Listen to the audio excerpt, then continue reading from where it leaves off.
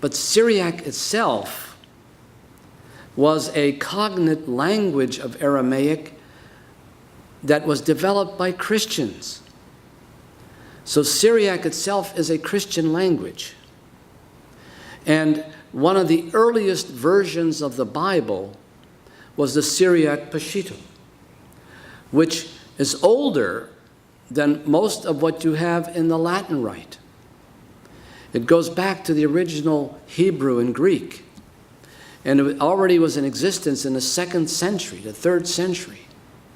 So what that says here is that the people who lived in Mesopotamia, in Syria, in southern Turkey, in northern Jordan, in Lebanon, they developed their own culture coming out of their Christian faith. And we have a number of famous writers in the Syriac culture, whether it be Ephrahat and Ephraim. And by the way, a couple of years ago, Pope Benedict spent in 2 weeks each talk he gave publicly on Ephraim and Ephrahat and what their contribution was to the church. And we have others that I don't want to get into sounding like a teacher today, but James of Sarug, John the Solitary of Apamea, Narsai, Isaac of Nineveh, or Isaac the Syrian he's called. In fact, he influenced not only the Christians but the Muslims. And he lived on the Persian Gulf. But the point I'm trying to make here is that these people, in their faith, also developed a lifestyle, a culture, a way of looking at things. And they chose to focus on their own stress in Christianity, their own understanding of the Bible. And I just want to mention a few things. First of all, if you study our Syriac Maronite tradition, if you study our prayers, what you find is they believed that if you looked at creation itself, whatever it is in creation, the trees, the plants, the sun, the moon, human beings, you see the fingerprints of God in everything you look at. That God himself wanted to express himself in creation. The Syriac world, the Maronite liturgy, talks about the most important thing is that human beings are in the image and likeness of God. Now that's not just a religious statement. What you're saying is that each human being is sacred. And therefore, if you diminish that person or attack that person or misuse that person, you are committing a sin against God.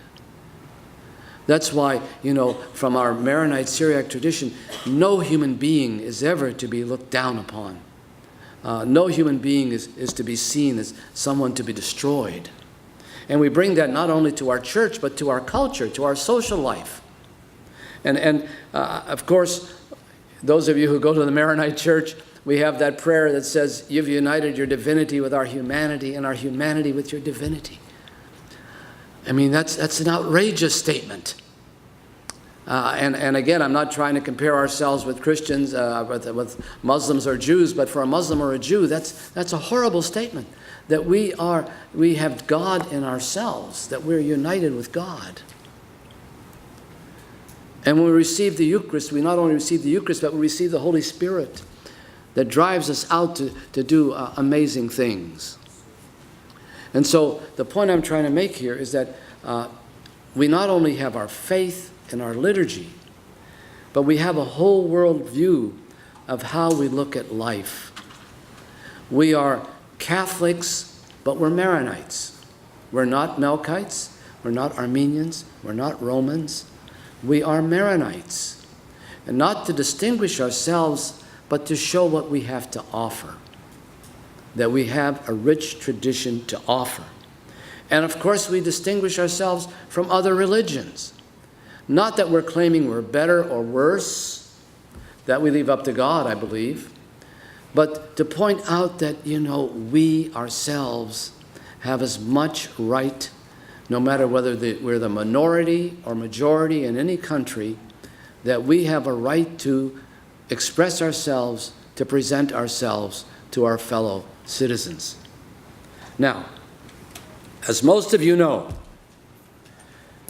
Christianity was in Lebanon in the 1st century. How do we know? Jesus went to Tyre and Sidon. The apostles went through Lebanon to go to Antioch. If you read the Acts of the Apostles, Paul stopped by on the shores of Tyre and prayed with the people there, prayed with them. Christianity was there 600 years before Islam. Not that that means that, we have a dominant position, but it means that it's our land. Anyone who comes after, ahla wa sahla. But we're there, we've been there, we're still there. And so if you embrace Lebanon, you have to embrace the Christian, effect on Lebanon, the Christian component of Lebanon. Lebanon is not, no country is a blank sheet. Every country, no matter, the United States, of course, we talk about it as a melting pot. But no country starts off as zero. Every country in the world starts off with people. And each people you start off with have their own culture, have their own religion. And the Christians have been there, and they have been a significant part of what makes Lebanon what it is. Now, early on in Maronite history, we decided to cast our lot with the West. And why did we do that? I think Bishop Doueihi could probably give me some good ideas too. Why did we do that? Perhaps politically we did that because we did not want to be second-class citizens. We did not want to be Zimmi. We did that because we wanted to have support, Western support. Not because, as we were accused of later, of being spies for the West, and I guess we're still being accused of that. It's amazing how history never changes. But I think we also did that because we found that the Western countries of that time shared the same values that we had. To be Maronite from the start, and of course to be Malkite and whatever, is to be committed to freedom, to be committed to human rights, to be committed to equality of peoples. That's what we have to offer. And we always wanted to offer that. Wherever the Maronites and other Christians went in Lebanon, what did they bring with them when they moved from the north, as we know, to the middle, Kisrawe and Metin, and then to the south, the Shuf, and everywhere else? What did they bring with them? They brought with them enlightenment, openness. They brought with them art and culture and music. And so they were bringing with them who they are. And who they are, to be Maronite, you're not being a traitor to Lebanon or the Middle East if you happen to feel quite comfortable with some Western values and Western culture. We're comfortable with that. We're comfortable with all the cultures. Why do we only have to have one culture, one mentality, one geopolitical policy? Why? Why should we? Does that mean we're being unfaithful to Lebanon? If we choose to open up to a whole realm of different peoples and thinking and so forth? And so this is who we are as Maronites. And then we had the important, and I'm not going to go that long with you here. Of course, I'm beginning to preach to the choir here. But the Maronite College in Rome in the 16th century, it wasn't just seminarians going to Rome, but their scholars, the priest scholars that came out of there, brought the Middle Eastern culture, literature to the West. They became parts of the various royal courts of France and Italy. You talk about, Gabriel Sahuni and Abraham al-Hatlani, and of course the Asmanis. And when I was at the synod in Lebanon some years ago, the priests there always bragged about the fact that it came known in Rome that if you're, about the Maronites, they said about them, learned as a Maronite. So if you wanted to compliment somebody, you said he was learned as a Maronite. That was the kind of thing we brought to the West. And then when you come to the latter part of the 19th century, and again I defer to Bishop Doueihi here, who were the leaders of the Arab Renaissance in the latter part of the 19th century? It was Christians, Melkites, Maronites. Who were the ones who started the newspapers in Egypt? Who were the ones that developed the literature, the dictionaries? It was Christians for the Arab Renaissance. And they developed them as Christians. And they were able to embrace the Arab culture. And so Christians are not dangerous. Christians are contributors. We are not trying to hide what we have or force others to see things our way. What we're trying to do is to share and to be open. And then when I gave this talk a little while ago, I pointed out, if I can move now to 1948. And this was a person who was Orthodox, but as I said at that time, his heart belonged to the Maronites. I knew him well. Charles Malik was one of the major contributors to the Universal Declaration of Human Rights of the United Nations. Now, think about that. Someone from Lebanon becomes a world symbol of what? Universal human rights. And Charles Malik was able to do that because he was imbued both with his Christianity, with his Middle Eastern background, and also with the philosophy of St. Thomas Aquinas that he loved very much. And so the point I'm trying to make here is that we Lebanese Christians, and I'm not denigrating the Muslims, we have been on the world stage because of what we represent. Now, having presented all of that, how do we deal with what's going on now in Lebanon? Well, as I said a few moments ago, perhaps the two worst compromises of this past century were the National Pact of 1943 and the Taif Accord. Now, I'm not taken away from the fact that it brought peace to Lebanon, but at the time of the National Pact, the Christians had to trade off certain things. The Christians wanted the French to be in Lebanon forever, but that wasn't going to work. And so they were given an advantage in the executive and in the legislative. But because they were given an advantage, they allowed this whole statement that Lebanon is Arab in belonging and identity. That's the quote, in belonging and identity. Now, the well-known writer Edmund Rabath said it, with that kind of agreement, you had the Lebanonization of the Muslims and the Arabization of the Christians. Now, what did he mean by that? Well, what happened with the Muslims, and the bishop can correct me, is it's the first time you had a constitution that presented the Sunnis, the Shiites, and the Druze as sects, where in every other country, they are the dominant religion. So they were forced into a Lebanon mentality where you have 18 recognized communities. But you also had the Arabization of the Christians.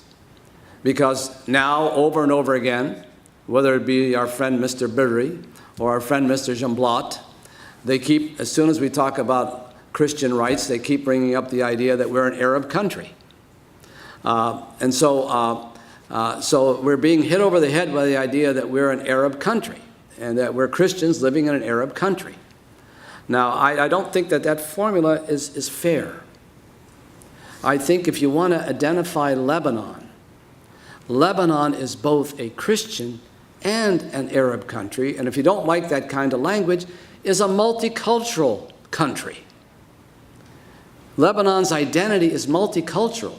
Maybe by its foreign political choice, it chooses to be part of the Arab League.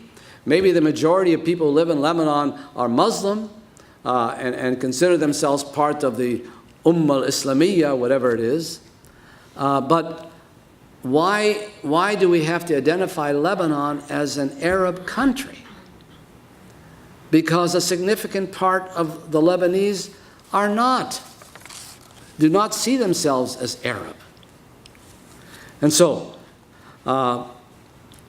my real challenge today, and it's a very serious one, as I said when I started, and I think this is part of why Patriarch Rai is trying to push some of these ideas, is that we really do have to redefine what Lebanon is.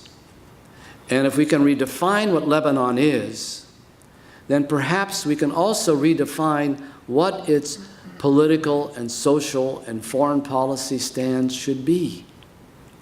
Now, a few months ago, when I gave this talk in Washington, I pointed out that Lebanese at that time, things have changed again here in Lebanon, you had to choose between Saudi Arabia and Iran.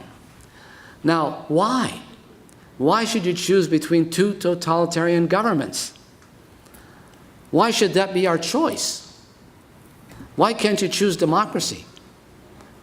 And so the idea is, if you're with the one party, you're with Saudi Arabia. If you're with the other party, you're with Iran. And if you want to be American, then you're a Zionist, and you're a traitor, and we want to check out, who your phone calls are going to. And so, to me, it's a false choice. We should be able to choose whomever we want, or choose none of these. But choose to be Christian, choose to be advocates of freedom and human rights, choose to have a multicultural country. And this is what we should fight for politically in Lebanon and perhaps here in the United States. Thank you.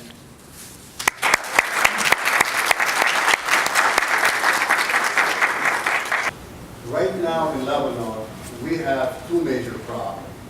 And if we don't solve them, believe me, all of that what's going on is not going to do any good. Problem number one, the Christians are selling their land.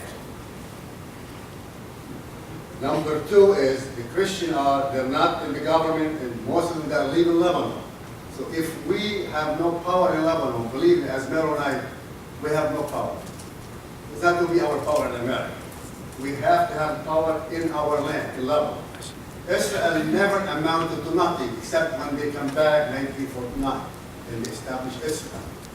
The problem is here, you guys, because you are our hope.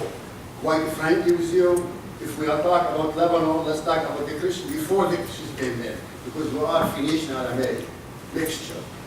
When Tyre was engulfed by Alexander the Great, Sidon went against Tyre. Those are two city-states against each other. I was reading the history, a lot of history.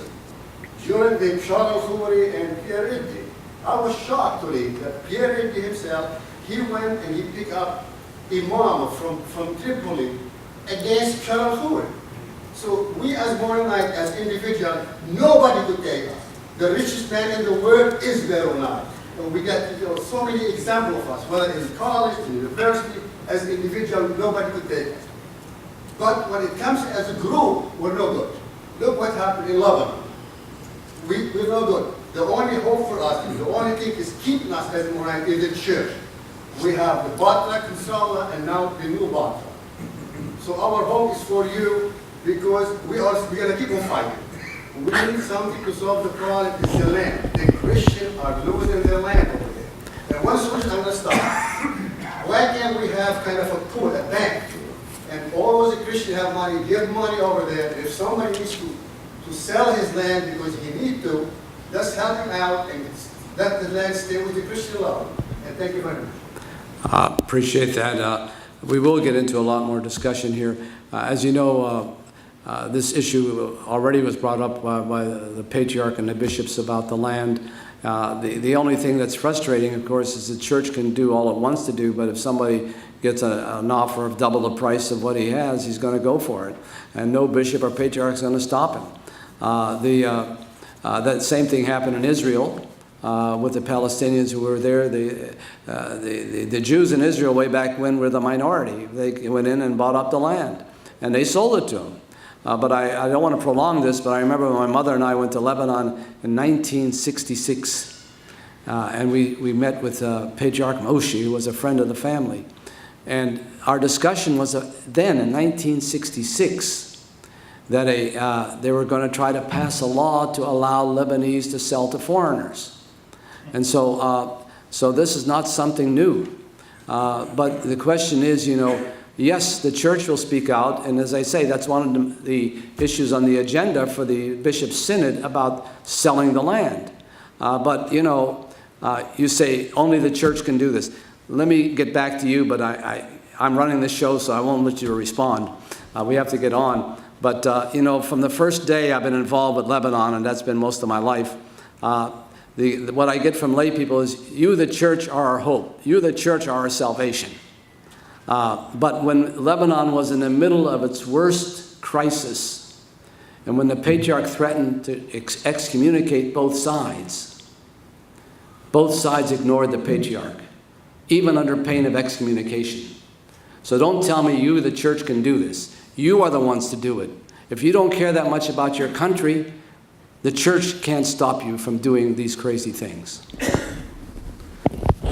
Bishop Doueihi.